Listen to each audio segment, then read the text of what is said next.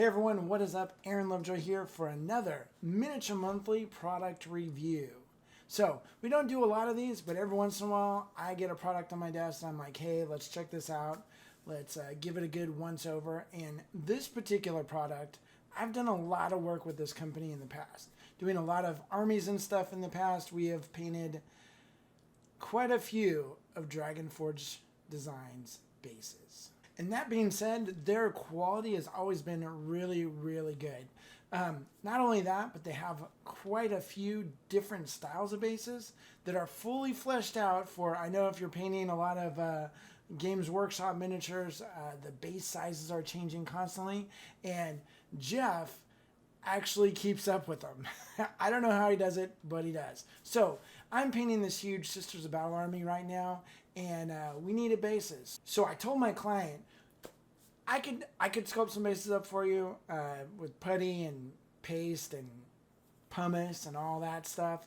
Or if you want something really cool, go check out Dragonforge. So here we go. Let's take a look at these bases. We'll see if they're quality, not quality. We'll see what's up. All right, you ready? Let's do this. All right, so here we go.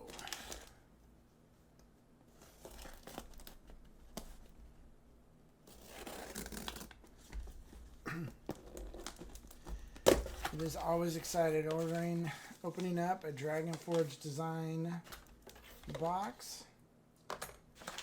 I will say this, it'd be super cool if there's a cool Dragonforge sticker up here, but you know it. No big deal. All right, so here we go. These are the bases. Looks like we got a bunch of 32 millimeter bases, 40 or 50 millimeter base. These are for the walkers. 40 millimeter bases. So these must be 50 or 60 maybe. All right. And then some 25s for all the cherubs and stuff. All right. So here we have a bag of each of the different sizes. So 50 millimeter, 40 millimeter, 32s, and 25s. And I don't know how,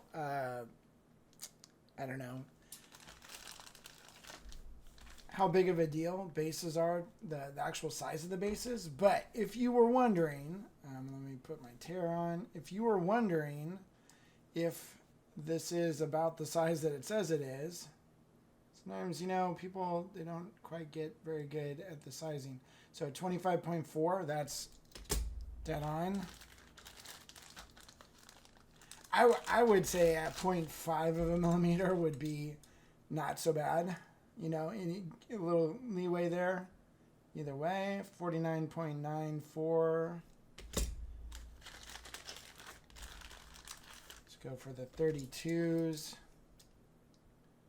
What you really don't want is to have like a 32 that's like 30 or even 31. That would probably not be so hot. So 32, and that 0.72 or 31.72.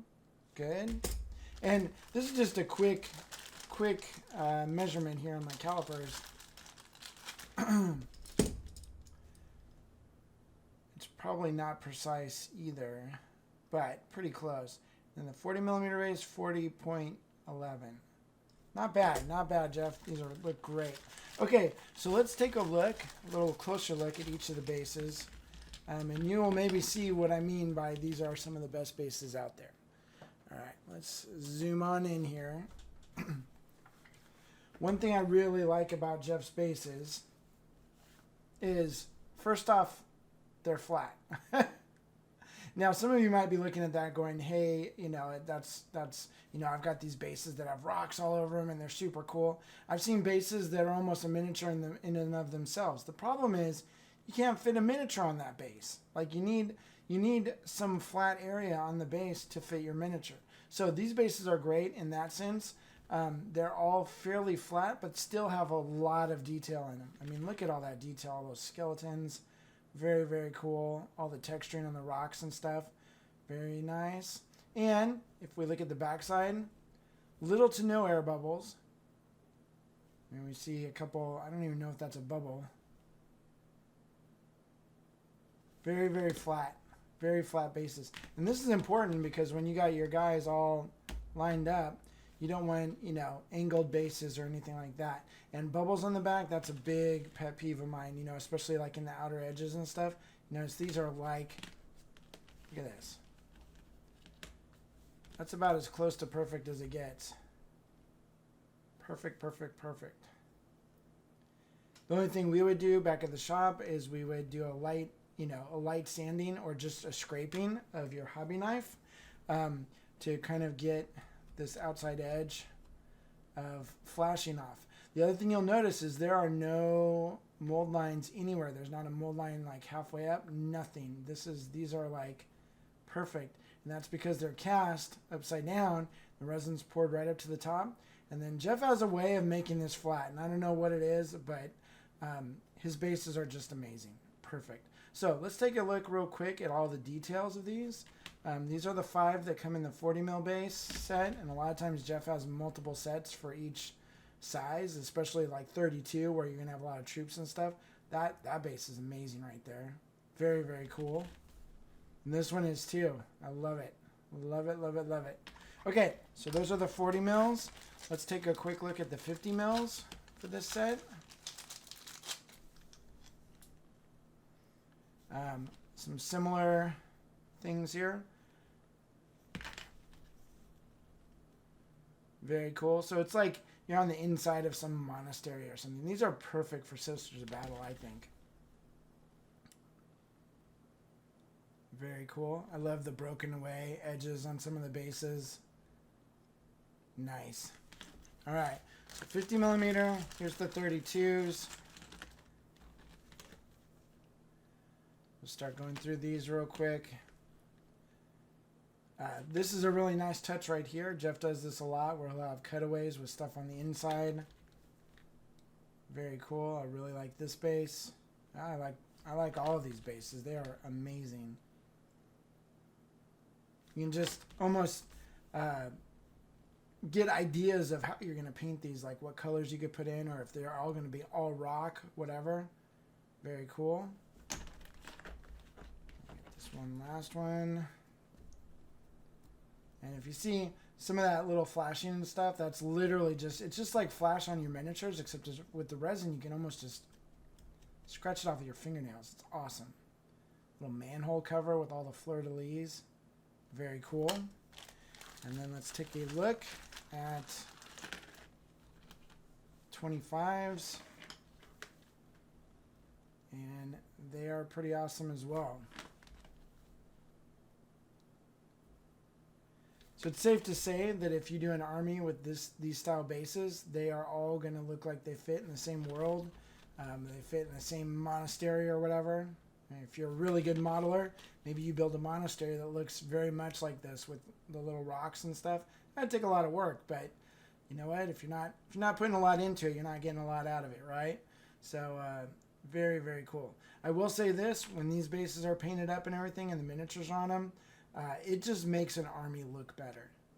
Even if you're not the best painter, a good base will make your paint job better. Like the army will just look better. And the other thing that I really like about these pre-made bases from Dragon Forge Design is because they're all cast, you know, even if it's like a dirt base with rocks and stuff on it, none of that will come off when you're dry brushing and stuff like that. These little letters, they're not going to fall off. They're on there permanently. And that's one thing when you're building your own bases, you know, it takes time to get all the rock and flock on and everything. And then sure enough, you start dry brushing and a big chunk comes off. So we always found at the shop that we actually liked having Dragon Forge bases. In fact, sometimes we'd even give a little bit of a discount if they went with resin bases, because it just made our job easier in the end and the army looked better. So that being said, I am still all in on Dragon Forge bases, man. Jeff Wilhelm is a master modeler and also a master caster. He does it both. He does everything. And he also ships. So there you have it. All right, so if you decided to try Dragon Forge Design out and purchase some of his bases, other than them being fantastic, there's a couple little hints that I'm going to give you for prepping them. Like I stated before, there is a little bit of flashing around the outside edge of the base. There are no mold lines other than that. So very easy. Take it, scrape it off with your fingers if you wanted to. You could have a little piece of sandpaper and just sort of roll it around the edge, or just sand it off like that. Or you could just take your scalpel, your X-Acto knife, and scrape around the edges. A lot of times that's just what I would do. It's very quick, very easy. You're not going to mess up the base, and it'll look great. The other thing you want to do is get any mold release or any kind of greases that are in the molding process off of your model. These bases don't tend to be too oily, I've found in the past. In fact, sometimes I forget this step altogether and it has worked out just fine. But it's always better safe than sorry, right? So if you grab yourself some LA Totally Awesome or Simple Green, or just simply some isopropyl alcohol, pour it in a bucket, throw your bases in there, wash them off. I use an old toothbrush, preferably not one that you're using currently because that's pretty gross, but an old toothbrush. Just sort of scrub off any of that old mold release and then wash it off in warm water. Let it sit out for it to dry, and you are good to go. You can prime these things with aerosol primers. You can prime them with Stynylrez, whatever you need to do.